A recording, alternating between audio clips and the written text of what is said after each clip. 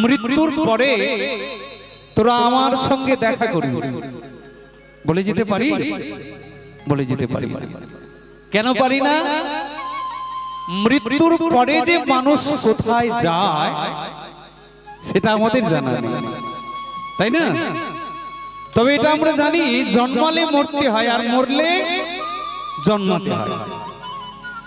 মৃত্যুর পরে মানুষ কোথায় যায় এটা আমার কথা নয়, ব্রহ্ম সংহিতায় বলা হয়েছে।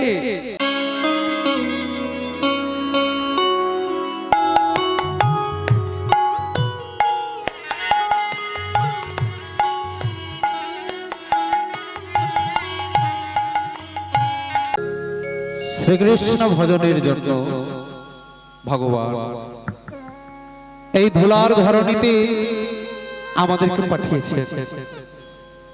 শ্রীকৃষ্ণ ভজনের জন্য আমাদের জন্ম। আমরা না কারোর বাবা, না কারোর মা, না কারোর আত্মীয় পরিবার পরিজন, না নেতা মন্ত্রী, আমরা সবাই ঈশ্বরের দাস, আমরা সবাই ভগবানের দাস।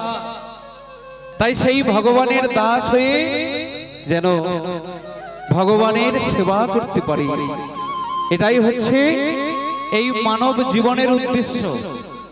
শ্রীমদ গীতায়, ভগবদ গীতাতে ভগবান বললেন, যত সাহি ধ্রুবং মৃত্যু ধ্রুবমি ধ্রুবং জন্মামৃত শশ জন্মভিন্ন অদ্যবা শতান্তে মৃত্যুর্ব প্রাণিনাং ধ্রুব।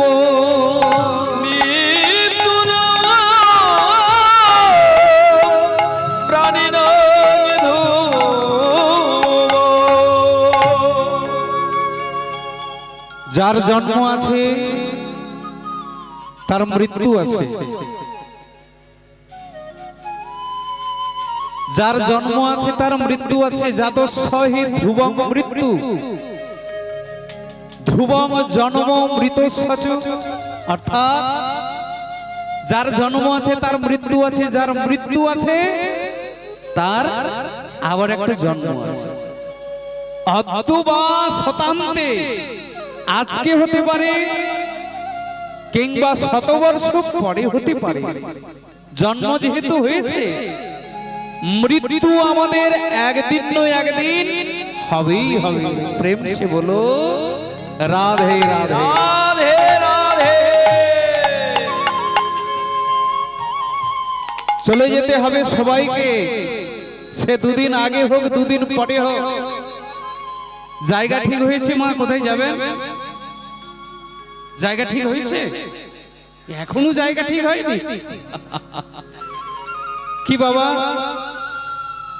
মৃত্যুর পরে আপনি যে বাসাটা ছেড়ে যাবেন, আপনার আত্মীয় পরিবার ছেলে বউমা এরা তো থাকবে। যাওয়ার সময় এদেরকে বলে যেতে হবে যে আমি অমুক জায়গাতে আছি, মৃত্যুর পরে তোরা আমার সঙ্গে দেখা করবি, বলে যেতে পারি? বলে যেতে পারি। কেন পারি না? মৃত্যুর পরে যে মানুষ কোথায় যায় সেটা আমাদের জানা নেই, তাই না? তবে এটা আমরা জানি, জন্মালে মরতে হয় আর মরলে জন্মাতে হয়। মৃত্যুর পরে মানুষ কোথায় যায় এটা আমার কথা নয়, ব্রহ্ম সংহিতায় বলা হয়েছে। মৃত্যুর পরে মানুষ কোথায় যায় জানো? ওগো ব্রহ্ম হতে আসে জি, ব্রহ্মেতে জি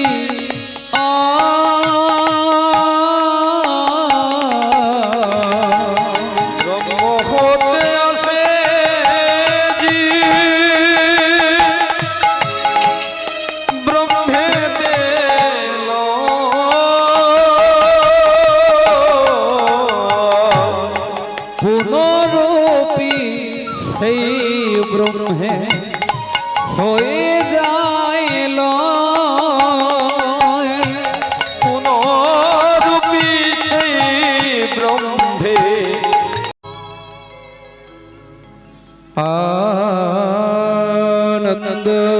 লীলাময় বিগ্রহায় লীলাময় বিগ্রহায়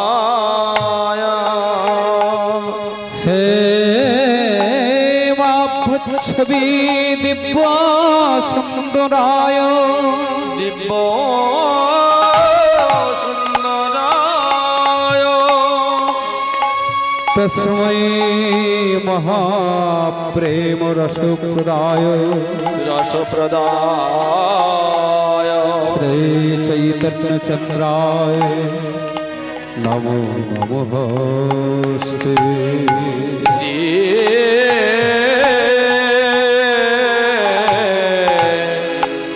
চৈতন্য চন্দ্রায় নমো নমস্তে। ব্রহ্ম হতে আসে জি। ব্রহ্ম কাকে বলে? ভক্তরা আমরা যাকে ভগবান বলি, যোগীরা ওনাকে বলছেন ব্রহ্ম। মুসলমান ভাইরা বলছেন আল্লাহ, খ্রিস্টান ভাইরা বলছেন গড, অর্থাৎ একই ঈশ্বরের ভিন্ন নাম। জলকে যেমন কেউ বলে জল, কেউ বলে ওয়াটার, আবার কেউ বলে পানি, ঠিক একই ভাবে সেই ঈশ্বর বলুন, ব্রহ্ম বলুন, ভগবান বলুন, সেই ভগবান থেকে, ঈশ্বর থেকে, ব্রহ্ম থেকে আমাদের সকলের জন্ম। তো বাবা অনেকে হয়তো বলবেন যে আমি তো আমার মায়ের কাছ থেকে জন্ম নিলাম, মায়ের পেট থেকে আমার জন্ম হলো, নার্সিং হোমে আমার জন্ম হয়েছে। কিন্তু বাবা আপনার মাকে জিজ্ঞেস করবেন যে মা আমি কোথায় ছিলাম তুমি আমায় জন্ম দিলে, সে বলবে আমি বলতে পারবো না বাবা, তোর বাবাকে জিজ্ঞেস কর, বাবা বলতে পারবে। আরে বাবা মায়ের মিলনে তো আমাদের জন্ম, তাই না? বাবাও বলতে পারবে না, তাহলে কে বলতে পারবে? শাস্ত্র বলতে পারবে। ব্রহ্ম সংহিতায় বলা হয়েছে ব্রহ্ম হতে আসে জি। তাহলে ব্রহ্ম কি? ব্রহ্ম বলতে ভগবান। তাহলে ভগবান থেকে কি করে আমাদের জন্ম হলো?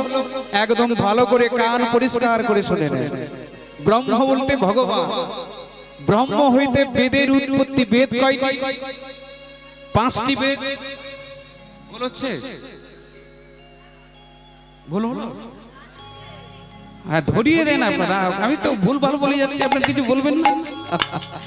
তাহলে 4টি বেদ, ঋগ, সাম, যজুঃ এবং অথর্ব, এই 4টি বেদের মূল কথা হচ্ছে যজ্ঞ করো, যজ্ঞ। তাহলে বেদের মূল কথা হচ্ছে যজ্ঞ। আপনি যে খাচ্ছেন এটা একটা যজ্ঞ, আপনি ঘুমাচ্ছেন এটা একটা যজ্ঞ, চাষবাস হচ্ছে এটা একটা যজ্ঞ, ঋষি যোগী ব্রাহ্মণ বৈষ্ণব এরা যে আহুতি দিচ্ছে সেটাও একটা যজ্ঞ। এ জগতে প্রত্যেকটি কর্ম কিন্তু একটি যজ্ঞের অংশ। তাই ব্রহ্ম হইতে বেদের উৎপত্তি, বেদ হইতে হয় যজ্ঞ, যজ্ঞ হইতে হয় ধূম্র ধোঁয়া। আগে আগুন না আগে ধোঁয়া? আগে আগুন? একটু ভালো করে চিন্তা করলে বোধ হয়।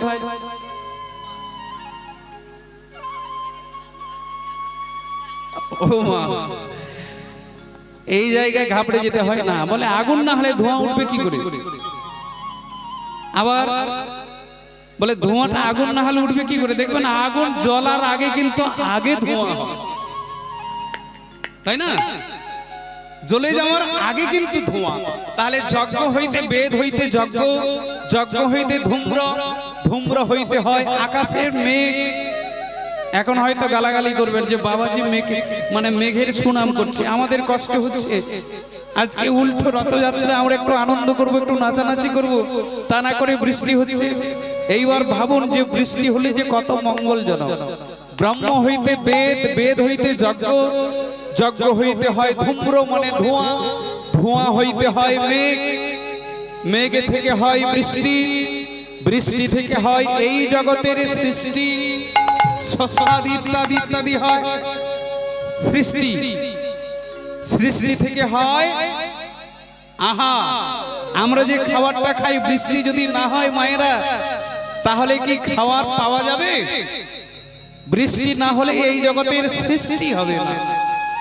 তাহলে বৃষ্টি হইতে সৃষ্টি, সৃষ্টি থেকে আহার, আহার থেকে কি হয়? আহার থেকে হয় শরীরের রস, শরীরে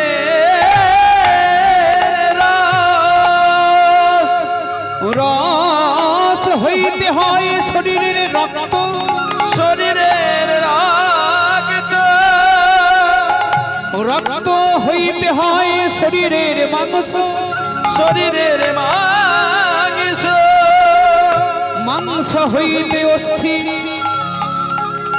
অস্থি হইতে মজ্জা, মজ্জা হইতে বসা, বসা হইতে প্রত্যেক পুরুষের দেহে শুক্র ধাতু বা বীর্য ধাতুর সৃষ্টি হয় এবং নারী দেহে হয় রজ ধাতু বা ডিম্বাণু। তাই গৌর প্রেমানন্দে আনন্দে হরি বল, হরি বল, হরি হরি বল।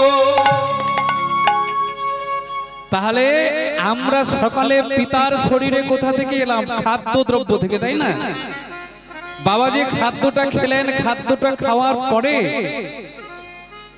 আমি বাবার শরীরে ঢুকলাম। তা বাবার শরীরে আমাদের কতদিন গর্ভবাস হয়? 7 5 কত হয়?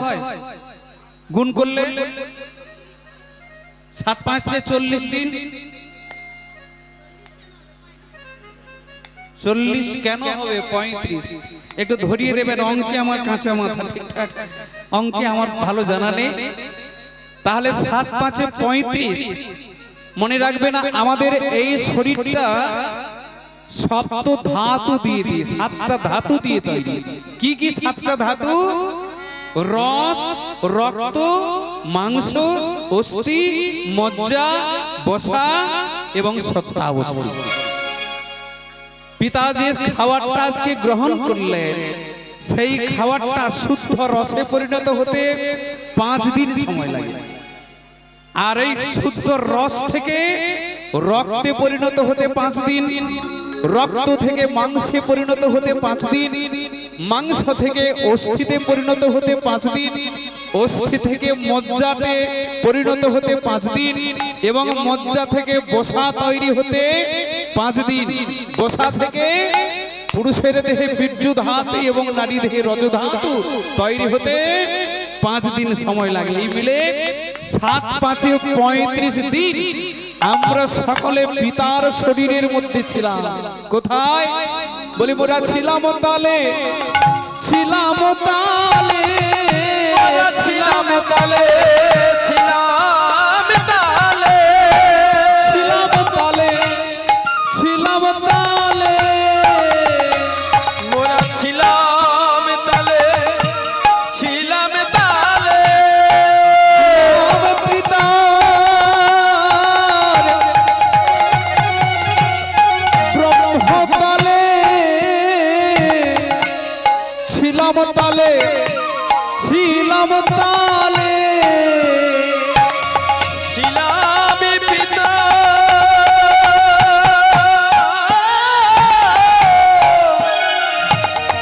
ব্রহ্মতালে, মোরা ছিলাম তালে, ছিলাম তালে। আমরা সবাই মিলে ছিলাম পিতার ব্রহ্মতালে, তালে ছিলাম। তাহলে এই তাল থেকে মাতৃ গর্ভে কি করে এলাম? না, তাল থেকে যখন বেতাল হলো, মহামায়ার ক্ষোভিত কাল, প্রত্যেক মায়েদের রজোদয় কাল। এটা মহামায়ের শুভ ইচ্ছাতে হয়। মনে রাখবেন, যতদিন মায়েরা ঋতুবতী হবেন ততদিন একদম পূর্ণ কৃপা লাভ করবেন দেবী দশভুজা। এটা দেবী দশভুজা মা দুর্গার এটা আশীর্বাদ। এই প্রত্যেক নারী দেহে 27 দিন অন্তর ব্রহ্ম সূর্য তাপে মায়েদের নাভির নিম্ন ভাগে একটা সমুদ্র আছে। এই সমুদ্রটাকে বলা হয় কারণ অর্ণব। অর্ণব মানে অর্ণব সমুদ্র, কারণ আর নয়, অর্থাৎ মায়েদের নাভির নিম্ন ভাগে যে সরোবরটি আছে ওখানে কারণ বাড়ি আছে।